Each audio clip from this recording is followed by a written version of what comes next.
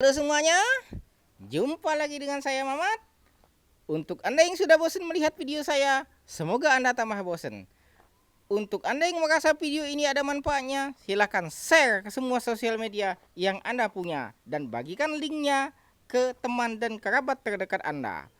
Tapi untuk Anda yang merasa video ini tidak ada manfaatnya atau Anda belum ketemu manfaatnya, silakan Anda tonton hingga selesai dan berulang-ulang sampai ketemu manfaatnya. Halo subscriber, halo subscriber, halo subscriber. Makan apa kita hari ini? Yuk ikuti perjalanan saya.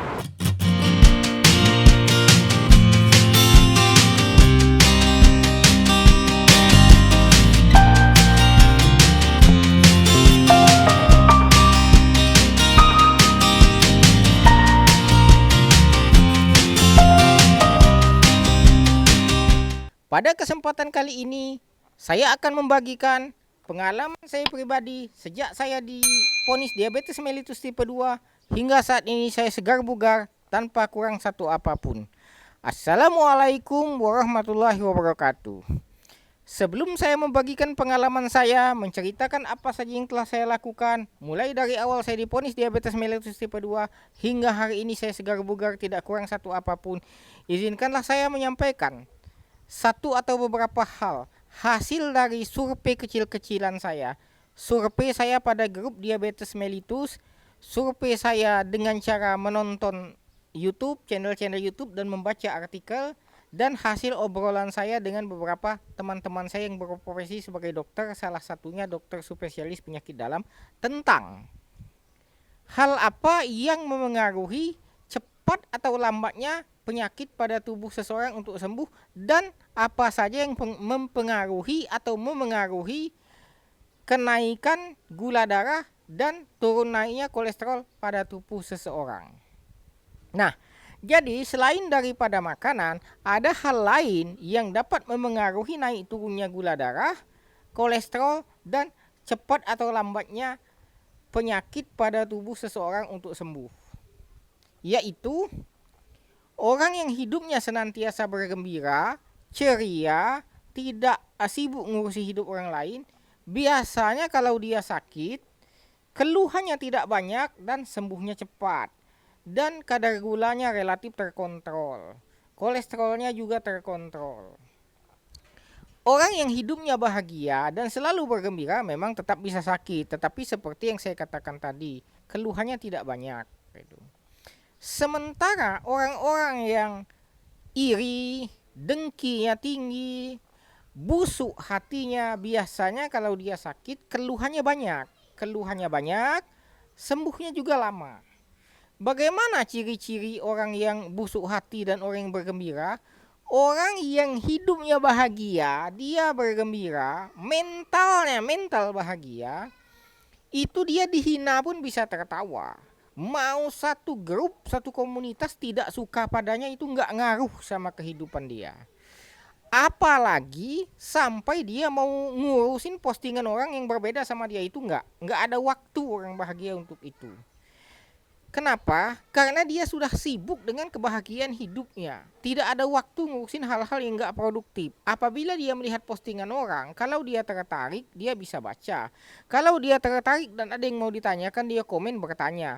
Namun kalau postingan yang dia rasa tidak ada sangkut pautnya dengan hidupnya, tidak memaksa dia untuk begitu, dan dia tidak sependapat dengan itu, ya tinggal dia skip. Sesimpel itu hidupnya. Namun orang yang punya rasa iri yang tinggi, ya, busuk hatinya, gitu ya. Dia tidak bisa berbeda pendapat dengan orang. Dia mengatakan orang itu kurang pintar, padahal dirinya sendiri ya kurang pintar memanage perasaan hatinya. Kenapa? Lah, orang itu kan punya metode lain. Orang itu bisa punya cara sehat lain yang tidak sama dengan dia, tapi tidak memaksa dia untuk ikut orang itu. Nah, dia kepanasan. Hatinya panas, dia kebakaran jenggot.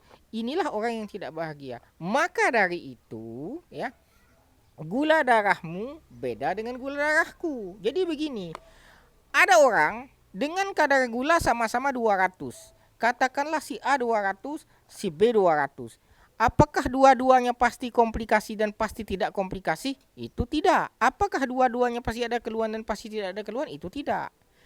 Si A dengan gula darahnya misalkan 200, tetapi hidupnya bahagia, nutrisinya terpenuhi, beban hidupnya tidak berat, dia tidak stres ya, dan dia tidak memikirkan penyakitnya berlebih-lebihan, maka dia tidak akan ada keluhan dan tidak akan komplikasi dan akan segera terkontrol. Si B dengan gula darah 100, tingkat stresnya tinggi, nutrisinya kurang, terus lagi dia sibuk ngepoin hidup orang, memikirkan postingan orang yang tidak sesuai dengan dia, maka dia pasti ada keluhan dan sembuhnya lama. Biasanya orang yang seperti ini menyepelekan orang yang sembuhnya cepat.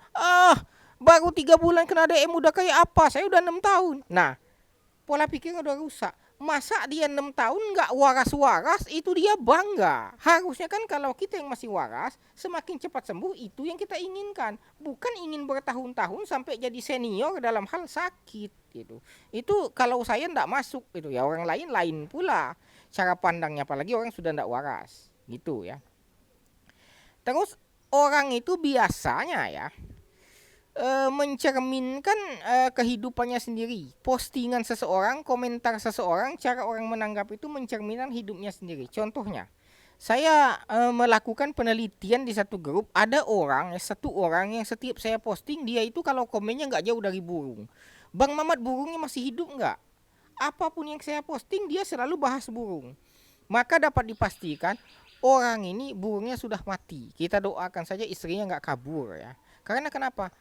Ketika orang mempertanyakan sesuatu, berarti sesuatu itu ada di dalam dirinya. Ada lagi orang yang mengatakan saya tidak pintar. Katanya enggak pintar itu dungu. Setiap orang dikatakan iri hati. Enggak. Kalau sampean merasa tersindir iri hati, berarti sampean iri hati gitu. Kan yang saya omongin orang yang iri hati, orang yang busuk hati. Kalau Anda tersinggung, Andalah orang itu. Kan sederhana. Ketika saya posting sesuatu berbeda dengan pendapat Anda, sepanjang saya nggak memaksa Anda ikut dengan pendapat saya, itu Anda nggak perlu merasa terganggu. Tapi ketika Anda datang sendiri mengomentari saya, oh nggak begitu ini, saya jawab, oh ya udah, tapi keperluan saya ini. Anda balas lagi, itu Anda tidak bahagia. Begitu juga dengan kolesterol. Ini cerita beberapa hari lalu saya ada ngobrol sama teman saya yang spesialis penyakit dalam. Karena sudah lama nggak ngobrol, kadang-kadang kita ngobrol soal politik, soal apa-apalah. Sambil saya selipkan apa gula saya sekarang begini, apakah saya masih perlu IF? Oh nggak perlu, untuk Bang Mamat itu katanya cukup 52 aja. 5 hari bebas, 2 hari fasting, nggak perlu lagi long fasting. Apakah pasien beliau yang dengan kadar gula yang sama dengan saya dibebaskan begitu? Enggak. Pertimbangan khusus pasti ada. Misalkan beliau tahu saya itu walaupun dibebasin makan, saya kan nggak suka nasi. Saya nggak suka makan olahan tepung yang banyak. Gitu. Saya tahu makanan yang saya suka itu yang memang saya mau. Kebetulan yang saya mau itu yang dia nggak parah-parah banget lah. Kayak misalkan olahan tepung yang terlalu tinggi, bakwan misalnya, seblak, itu saya nggak mau. Nasi saya nggak mau, jadi kan mungkin dia berpikir saya nggak perlu dilarang untuk itulah, memang saya udah nggak mau. Kedua, nutrisi saya kan mungkin di mata beliau sudah cukup bagus ya, saya makannya apa gitu ya, jadi ya udah bebasin aja. Nah, berbeda dengan pasien lain dengan kadar gula dan kadar kolesterol yang sama, jadi angkamu sama dengan angkaku, tapi dampakmu beda dengan dampak aku. Kita nggak bisa menyamakan semuanya, makanya metodenya pun berbeda-beda. Oke, sekarang saya lanjut dengan pengalaman saya, apa saja yang saya lakukan sejak saya divonis diabetes mellitus tipe 2 hingga hari ini saya sudah segar bugar seperti ini. Yuk, saksikan terus videonya hingga selesai, jangan skip agar tidak gagal paham. Jadi, saya divonis diabetes mellitus tipe 2 itu pada tanggal 3 Juli 2024 ya. Di 3 Juli 2024 itu HbA1c saya 7,1 ya, 7,1. Tapi di 3 Agustus 2024 turun menjadi 6. Di 3 September ini menjadi 4,8 dan 4,9 di 2 lab yang berbeda.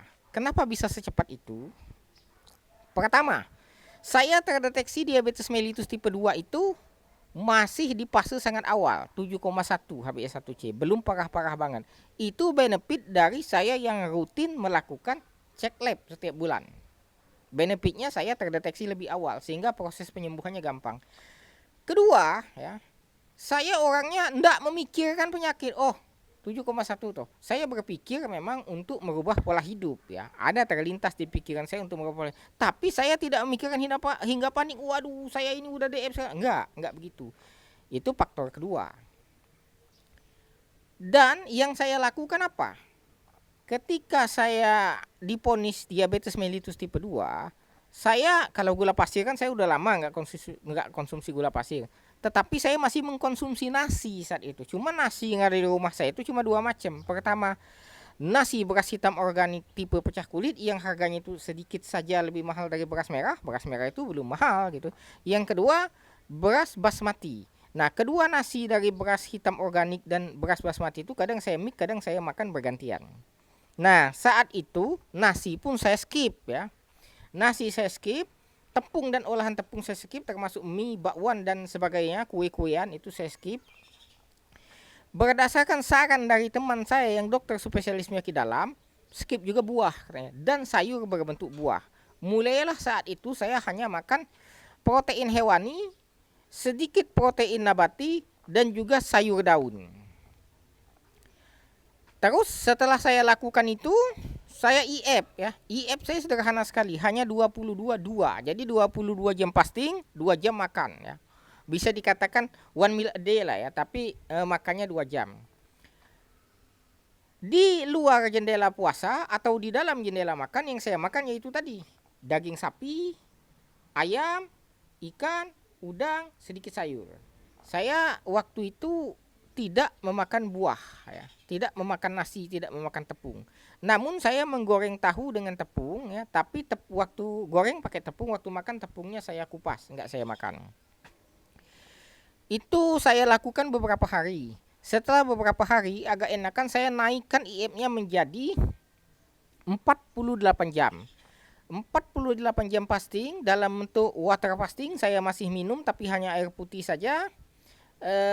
Sekali makan. Jadi setiap 48 jam saya makan sekali. Saya merasakan tubuh saya agak enakan. Rasa-rasanya itu di akhir Agustus, ya, di akhir Juli itu saya mulai melakukan riset pabrik, ya.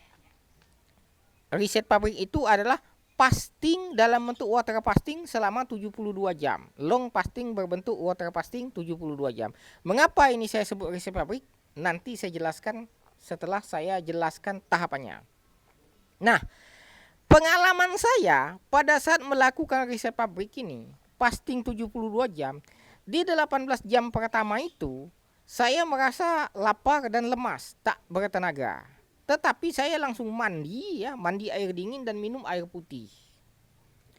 Terus saya jalan kaki, karena saya setiap hari itu olahraganya itu jalan kaki, 10.000 langkah setiap hari. Setelah di atas 20 jam, melewati 20 jam, ya, saya masih lapar tapi saya bertenaga, sudah tidak merasa lemas lagi. Nah, waktu itu saya bingung dan saya cari tahu. Ternyata setelah saya cari tahu dari berbagai sumber, setelah melewati 20 jam itu, maka tubuh kita akan membakar lemak sebagai bahan bakar utama. Sebagai sumber energi utama tubuh kita membakar lemak.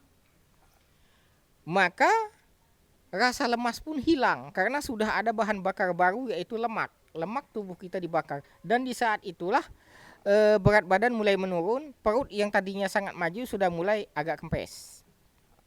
Saya masih merasa lapar tapi tidak lemas dan saya mulai bertenaga. Nafsu banget untuk olahraga walaupun hanya olahraga jalan kaki. Itu yang saya alami di fase itu. Setelah itu saya menjalani kehidupan saya sehari-hari sudah dengan cara yang berbeda. Saya sudah tidak ingin lagi makan nasi. Kalau di awal tadi saya berusaha menghindari nasi, tidak makan nasi. Nah, pada saat setelah riset pabrik itu saya bukan menghindari nasi, tapi saya sudah tidak kepingin nasi. Saya nggak nafsu makan nasi. Saya makan lauknya aja. Jadi setiap hari saya makan sekali saja. Yang saya makan itu daging sapi, daging ayam, daging ikan, dan udang, sama sayur. Ditambah dengan tahu isi, tempe goreng. Saya tidak langsung minum setelah makan. Dan kalaupun saya makan karena waktunya 2 jam, saya minumnya itu ya beberapa saya jeda 1 jam setelah makan baru minumnya itu kopi. Kopi dekafein dan tanpa gula. Saya tidak minum air putih juga karena air putih kan bisa di luar jendela makan. Di jendela puasa kita bisa minum air putih. Jadi di 2 jam itu saya manfaatkan untuk minum selain air putih saja. Air putihnya bisa di luar dari 2 jam itu.